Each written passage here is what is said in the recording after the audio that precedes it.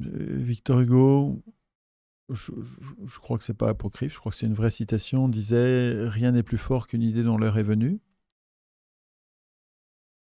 Je rêve que l'époque vienne où l'idée que c'est pas aux hommes au pouvoir d'écrire les règles du pouvoir et que seuls les représentés sont aptes et légitimes à écrire les règles de la représentation, qu'il faut surtout pas élire l'Assemblée constituante. Nous devons écrire nous-mêmes notre constitution et puis nous devons la modifier et nous devons la faire respecter. Il doit y avoir une institution qui s'appelle gardien de la Constitution qui va faire de nous les, les protecteurs du texte qui nous réunit socialement.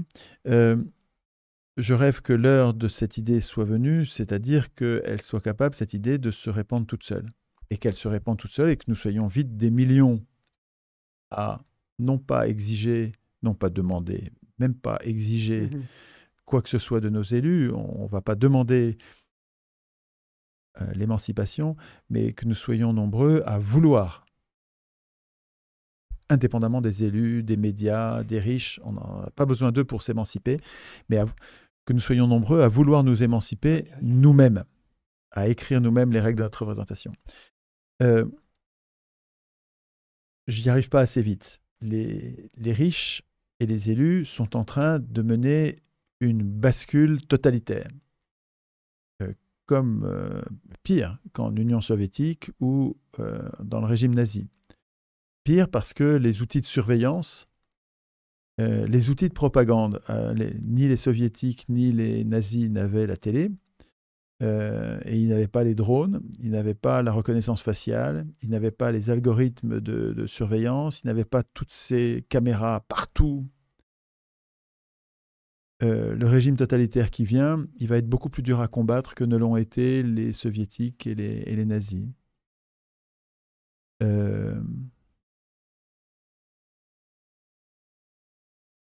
Pour y résister, s'il y avait des citoyens constituants, on ne les laisserait pas faire. Tout de suite, on les arrêterait. Mais nous ne le sommes pas encore, et ça progresse si lentement que les riches vont trop vite, là, et les pauvres font rien. Alors, ce que je cherche, mais si je trouvais, je le ferais. Je vous dis ce que je cherche, je ne sais pas. Hein. Je cherche peut-être un slogan qui dise mieux que ce n'est pas aux représentants d'écrire les règles de la représentation, il n'y a que les représentés qui soient aptes et légitimes pour le faire. Mais il y a peut-être une façon plus sexy, plus attrayante, plus sympa, plus facile à mémoriser pour que l'idée se répande. Ça peut être un slogan, ça peut être une pièce de théâtre qui fait comprendre que c'est notre responsabilité de le faire tout de suite et ça urge. Ça peut être un film qui va montrer comment va se passer la révolution et qu'est-ce que ça va changer dans notre vie d'avoir une vraie constitution. Ça, un film, ça pourrait être bien. J'ai parlé avec plusieurs réalisateurs pour voir si on pouvait. Alors, il faut qu'on fasse le scénario ensemble avec le cerveau collectif et que nous écrivions des petites scènes, des scènes avant la Révolution, des scènes pendant la Révolution, des scènes après la Révolution. Parce qu'avant la Révolution, il faut montrer comment nous nous sommes préparés avec des ateliers constituants. Il faudrait donner des images un peu sympas, un peu festifs comme ça. Parce que les ateliers constituants, c'est enthousiasmant. Les gens sont vraiment bien. C'est une ruche, ça n'arrête pas. Tu les vois, ils sourient, ils sont heureux d'être là et de s'occuper enfin de choses sérieuses, de devenir des adultes politiques. Il faudrait voir le film devrait montrer des images de ça, de l'effervescence qu'il y a dans la société qui est en train de devenir constituante. Il faudrait montrer aussi dans cette période pré-insurrection, pré-révolution, il faudrait montrer ces images de policiers qui voient autour d'eux leurs proches en train de devenir constituants, ou leurs copains en train de devenir constituants, ou leur famille, leur grand-mère, leurs enfants devenir constituants, et puis qui se disent, mais attends, mais c'est quoi, pourquoi tout le monde devient constituant, tu vois, qui sentent que c'est une idée dont leur est venue. Les policiers, oui, ah oui, non, on a besoin d'eux. Si les policiers nous tirent dessus, il n'y aura pas de révolution. Hein. C'est le jour où les policiers vont lever les casques ou lever les crosses des fusils pour mettre les crosses en l'air pour pas nous tirer dessus, c'est à ce moment-là que le pouvoir va tomber et qu'il va y avoir une révolution. Donc, il faudrait le montrer dans le film, ça, que les policiers, les militaires sont en train de sentir que ça va, tout le monde est en train d'aspirer à devenir constituant et que le pouvoir devient totalitaire et abusif et que c'est indigne de leur part, eux qui sont les seuls armés, à défendre des gredins pareils que ceux qui sont au pouvoir. Donc le film devrait montrer ça au début. Puis ensuite, il faudrait montrer la révolution, Alors peut-être ce n'est pas une révolution, mais une révolution, on revient au point de départ. Donc ça serait une évolution. Il faudrait montrer l'évolution de peut-être dans 5 ans. On est en quoi? On est en 23, ce serait en 2030 peut-être, dans 7-8 ans. Dans 7-8 ans, va avoir lieu l'insurrection et la transformation. Donc peut-être ce sera avant, mais comme il faut qu'il y ait eu beaucoup d'ateliers constituants et que la société se soit transformée avant, peut-être que c'est mieux que ce ne soit pas tout de suite, parce qu'on n'est pas prêt là. Aujourd'hui, si tu demandes aujourd'hui dans la rue comment doit être désignée l'Assemblée constituante, tout le monde va te dire qu'elle doit être élue. Et ce serait une catastrophe. C'est-à-dire que là, on discute pour rien. Si on fait ça, on ne changera rien. C'est-à-dire qu'on est reparti pour un siècle d'impuissance politique. Donc c'est important de ne pas élire l'Assemblée constituante. Alors, il faut montrer comment les policiers... Donc il y a une énorme manif. Les policiers, le pouvoir donne l'ordre de disperser, de tirer dans le tas, de réprimer. Les policiers n'obéissent pas, les policiers viennent avec le peuple, on marche sur l'Élysée. L'Élysée n'a plus de policiers pour les défendre. L'hélicoptère décolle. Les gens au pouvoir foutent le camp, la queue entre les jambes. Mais ça, c'est une toute petite partie de la révolution. C'est rien du tout, parce que en fait, ce qui a le plus risqué, c'est juste après. Parce que juste après, comme d'habitude, les opposants de la période précédente. Alors en France, ce serait Le Pen et Mélenchon, mais ça va être la même chose dans les autres pays. Les opposants de l'Ancien Régime, les opposants contrôlés, les opposants dont le régime n'avait rien à craindre. Parce que c'est ça, Le Pen et Mélenchon, c'est des gens qui nous coupent en deux. Il appelle quand même. Je ne dis pas qu'ils sont pareils. Oui, mais comme ils détestent les lepénistes, et comme les lepénistes détestent les mélenchonistes, nous sommes physiquement coupés en deux. On ne gagnera jamais. Ces gens-là... Ce que tu dis avant, c'est le partisanisme divisant. Je ne confonds pas du tout Le Pen et Mélenchon, évidemment. Moi, je préfère Mélenchon. J'ai très souvent défendu Mélenchon. Je préfère 1000 fois Mélenchon. Mais force est de constater que Mélenchon et Le Pen, à eux deux, sont une opposition contrôlée. Ils font que le Macron du moment va toujours gagner. Parce qu'ils se détestent tellement qu'ils ne gagneront jamais. Ils nous coupent en deux. Le peuple divisé va perdre. En tout cas, ce que je veux te dire, je reviens à mon sujet. Nous sommes en pleine révolution. Le pouvoir vient de s'en aller, c'est le chaos. Et là, tu as les leaders d'opposition de l'Ancien Régime qui vont se lever, s'avancer sur la scène publique, dans les médias, en disant « Hurrah, le tyran est tombé, nous allons écrire un nouveau monde, comptez sur nous, nous allons écrire une nouvelle constitution, une 6e république, gna gna gna. » Et comment on va faire? On va élire l'Assemblée constituante. Et là, il faut que le film montre qu'il y a quelque chose d'historique qui se passe, qui ne s'est jamais passé et qui enfin va tout changer, c'est que les rues deviennent noires de monde pour protester en disant « On ne veut pas élire l'Assemblée constituante. Non à l'élection de l'Assemblée constituante. On veut écrire la Constitution nous-mêmes. » Village par village, immeuble par immeuble, quartier par quartier, on veut écrire la Constitution nous-mêmes. Sinon, c'est une révolution. Si on l'écrit pas de toute façon, on revient au point de départ. Ouais. Alors que toi, tu appelles une évolution. Absolument. Et donc, devant cette masse, c'est pas les Champs-Élysées qui sont pleins de monde, c'est toute la capitale qui est pleine, toutes les rues sont pleines de monde à dire on ne veut pas élire l'Assemblée constituante. Il faut que le film montre ça. Et là, encore, les policiers lèvent les casques, lèvent les crosses et passent du côté du peuple. Et on y va, on lance le processus constituant. Et il faut qu'on voit les citoyens qui se réunissent partout dans le pays pour écrire la constitution du village de la Bouilladise, du village du 8e arrondissement. C'est arrondissement par arrondissement dans les grandes villes. C'est chaque commune va devenir une commune libre avec sa constitution. Chaque commune, comme vous avez des cantons qui ont leur constitution en Suisse, c'est les cantons qui sont les États, en fait, qui sont la cellule de base de la démocratie, c'est à petite échelle. De la même façon, en France, dans le pays France qui veut dire liberté, nous lançons un processus constituant commune par commune. Et ces communes, dans le même geste, vont commencer à réfléchir non seulement à écrire leur constitution, mais à se fédérer, à créer la fédération de communes, alors régionale puis nationale, ou peut-être directement nationale, mais les communes libres vont se fédérer dans une fédération où elles vont envoyer des délégués et qu'elles vont surveiller. C'est-à-dire que nous allons instituer la démocratie à petite échelle et nous allons nous agréger à grande échelle, mais après nous être constitués, après que la société se soit instituée à petite échelle. C'est ces délégués qui sont tirés au sort ? Et par exemple? non, ils peuvent être élus, ils peuvent être désignés, ils peuvent être tirés au sort. C'est à chaque commune de décider comment elle désigne ses représentants. Mais par contre, tu vas voir que comme ça part de la base, elles vont désigner des représentants par la procédure de leur choix, mais elles vont surtout les surveiller. Elles vont leur demander de rendre des comptes toutes les heures, tous les jours, ou au moins peut-être même toutes les heures. Et dès qu'on va s'apercevoir que ce gars-là est en train de se faire duper par la fédération ou qu'il est en train de nous tromper dans le cadre de la fédération, on va le révoquer et en mettre un autre à la place. Parce que le souverain, c'est nous, c'est à la base. Le souverain, c'est la population directement. Ça n'est pas la fédération européenne comme aujourd'hui, qui part d'en haut et qui nous a servi, qui fait de nous même pas des enfants, qui fait de nous du bétail, du bétail politique. Le film devrait montrer cette effervescence partout dans le pays, des communes qui deviennent des communes libres et qui forment une fédération à la Proudhon. Vote des constitutions, vote de la constitution fédérale. Il se trouve qu'il faut écrire une constitution fédérale et les communes ont délégué aussi des membres pour former la confédération, pour écrire la constitution fédérale.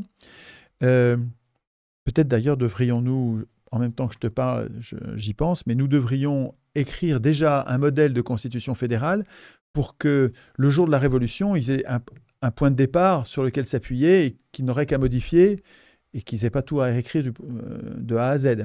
Mais Ouais, la question c'est qui, toujours? Qui devrait préparer cette première mouture? Alors, la première mouture aujourd'hui, ça peut être n'importe qui, puisque en fait, c'est un modèle, c'est pas un modèle, c'est un exemple. Et s'il est bien, les gens vont s'en servir. S'il n'est pas bien, ils ne s'en serviront pas. On va le feuilleter et on va voir si c'est bien, si c'est pas bien. Et si ça nous paraît bien, on va le travailler vraiment et l'adapter pour le rendre bien suivant nos vues. Donc, le film devrait montrer aussi le processus constituant de la fédération, et qui serait fait par des représentants, mais des communes libres et sous contrôle des communes libres. C'est-à-dire que les communes libres vérifieraient ce qui se passe dans le processus constituant de la fédération. Est-ce que nos représentants sont en train d'écrire une fédération qui va nous dominer, nous écraser, ou est-ce qu'elle va nous respecter et nous allons pouvoir rester libres au niveau de la commune? Et par exemple, nous avons décidé au niveau de la commune libre d'instituer une monnaie locale non convertible et souveraine, une monnaie comme celle dont je voulais vous parler. Nous avons décidé ça. Il ne s'agit pas que la Constitution fédérale nous l'interdise.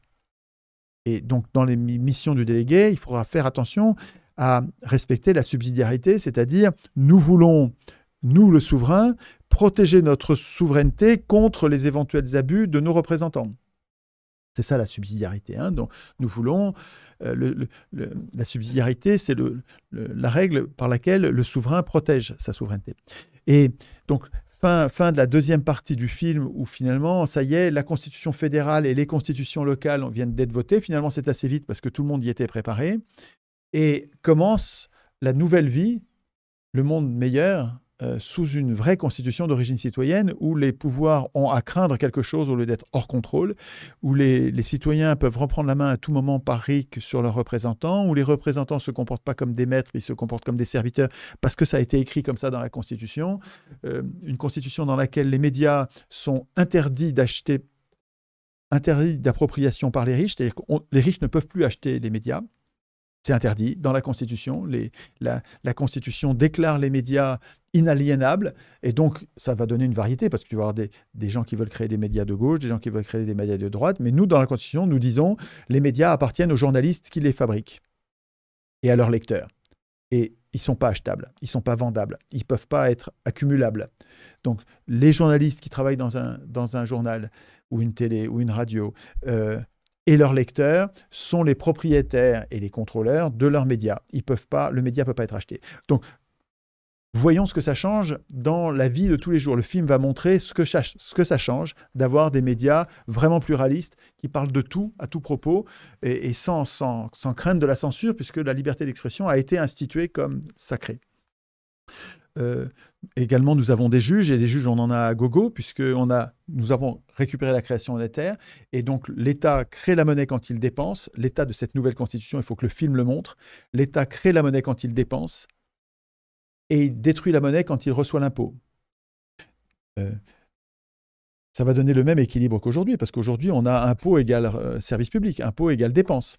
Sauf que, au lieu de le penser comme aujourd'hui en disant il faut que l'État prélève sur la société 100 pour pouvoir distribuer 100 de services publics, et s'il n'a prélevé, parce qu'il y a une crise économique, une récession, il n'a pu prélever que 70 d'impôts, ça veut dire qu'il va falloir qu'il diminue les dépenses publiques, parce qu'il a reçu que 70 d'impôts, il faut qu'il dépense que 70 de services publics.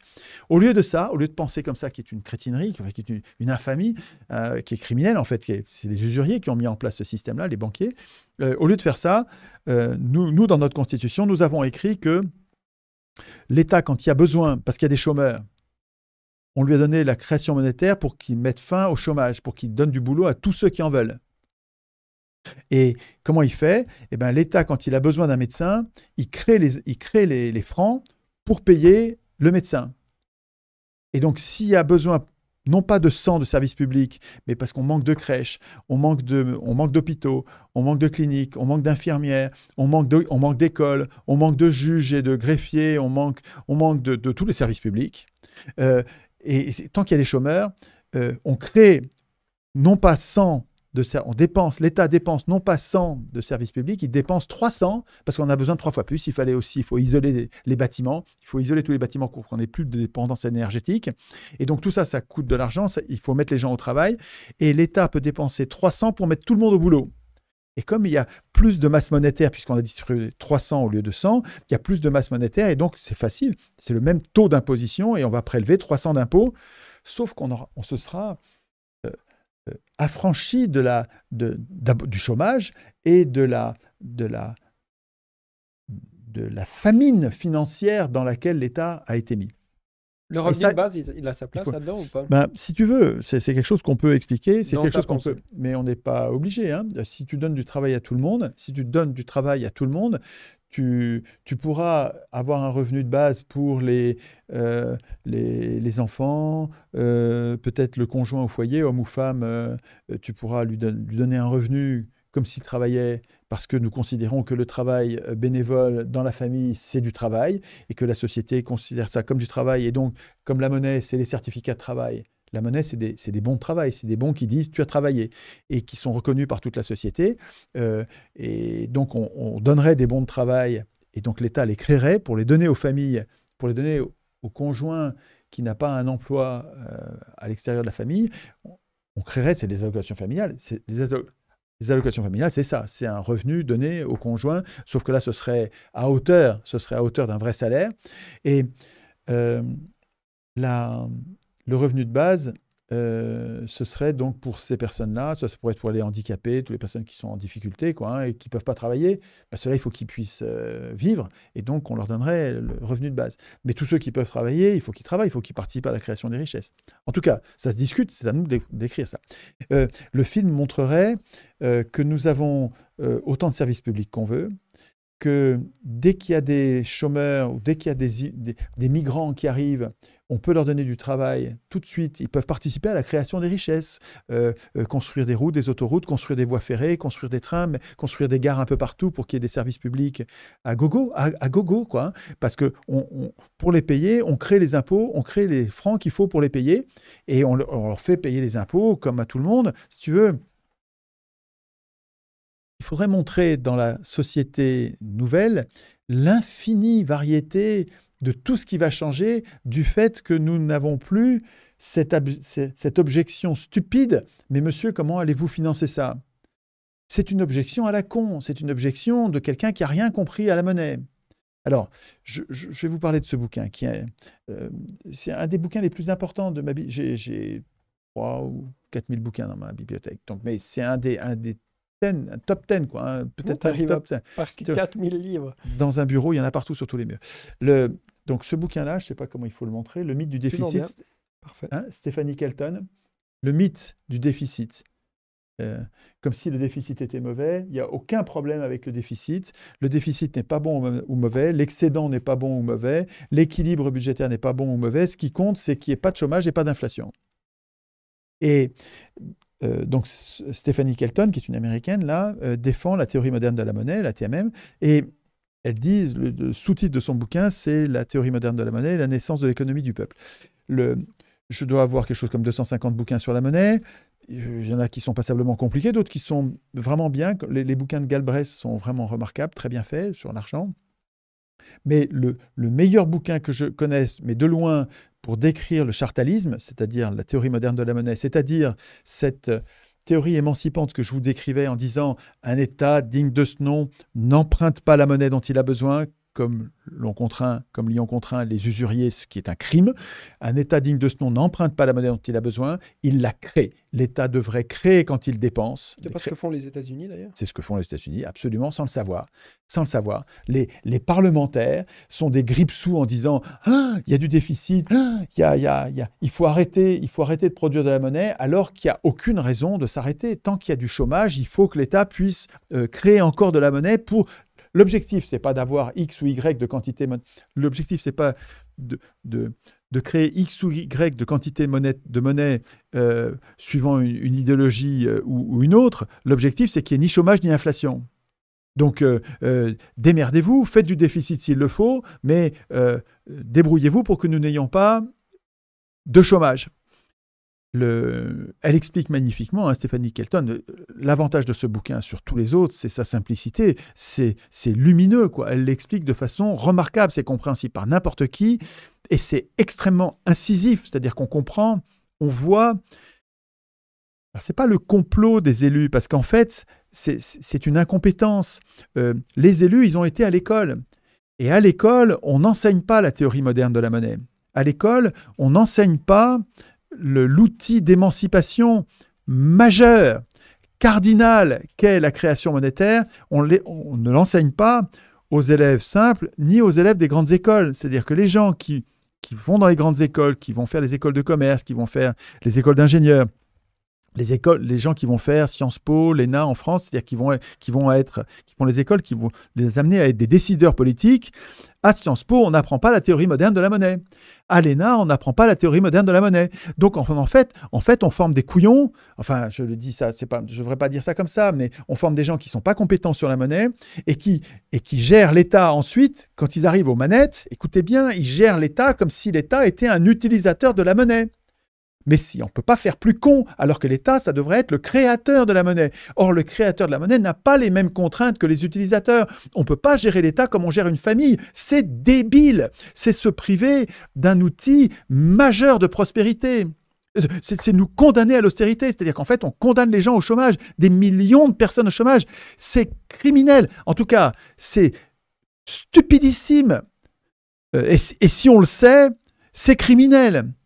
Donc, ce livre-là, il est d'utilité publique parce qu'il est simple et parce qu'un élu, même quelqu'un qui a 40, 50 ans, quelqu'un qui a, ça y est, la bouteille, il croit qu'il a compris, il va lire ce bouquin, il va dire « Bon sang, jusqu'ici, j'ai fait que des conneries. J'ai voté pour des budgets en faisant attention à la dette, en privant mes concitoyens de la puissance de l'État qui était tout à fait à ma portée pour rééquilibrer la société, rééquilibrer les conditions de la prospérité. Et au lieu de ça, j'ai serré le kiki aux finances et à la société. C'est complètement con, mais il va le réaliser en lisant ce livre et peut-être va-t-il changer. » En tout cas, les citoyens qui vont devenir constituants et les militants au premier chef, les militants devraient lire ce livre. Les militants de gauche, de droite devraient lire ce livre parce que ça va, si vous voulez... Quand vous êtes militant, vous avez des projets politiques, des projets écologiques, des projets sociaux, des projets politiques. Vous avez des projets politiques. Et vous vous faites désosser, vous vous faites écarteler, vous vous faites exploser par l'argument « Mais monsieur, comment allez-vous financer ça ?» Et on se débarrasse de vous avec une facilité. Vous ne savez pas quoi répondre. Vous allez bredouiller, on va augmenter les impôts, mais comment les impôts, les gens en payent déjà trop. On n'a pas besoin de payer d'impôts. Bien sûr, on va payer des impôts parce que ça sert à détruire de la monnaie et puis parce que ça sert à orienter l'activité du pays par des impôts sur les activités qu'on veut voir disparaître et des franchises d'impôts pour les activités qu'on veut favoriser. Donc l'impôt a plusieurs... Stephanie Kelton en parle très bien, hein. Mais on n'a pas besoin de l'impôt pour financer l'État. L'impôt ne sert pas à financer les services publics. Les services publics sont financés par la monnaie qu'on crée nous-mêmes. Donc, c'est super important. Mais alors, quand vous allez avoir compris la façon intelligente, la façon moderne, mais intelligente surtout, d'utiliser la monnaie et la création monétaire publique, sous contrôle politique citoyen. Quand vous allez comprendre ça, ça va vous faire, j'allais dire une armure, mais c'est plutôt, ça va vous faire une colonne vertébrale, ça va vous faire une épine dorsale qui va vous donner une puissance de militant, quel que soit votre sujet. Si vous êtes écologiste, on ne pourra plus vous dire, monsieur, comment allez-vous financer ça? Parce que vous avez la clé pour financer, tant qu'il y a des chômeurs, vous allez financer, je n'ai pas besoin de dire à gogo, vous allez financer tous les services publics dont vous avez besoin. Sans difficulté. On n'a pas de problème de financement. Si aujourd'hui on a des problèmes de financement, c'est parce qu'on s'est fait voler la création monétaire par les usuriers, les banquiers. C'est non nécessaire. Vous allez voir, cet outil-là, il va changer votre vie de militant. Vous avez besoin, dans votre action politique, vous avez besoin de régler le problème du financement de vos projets. Et ce livre va vous aider.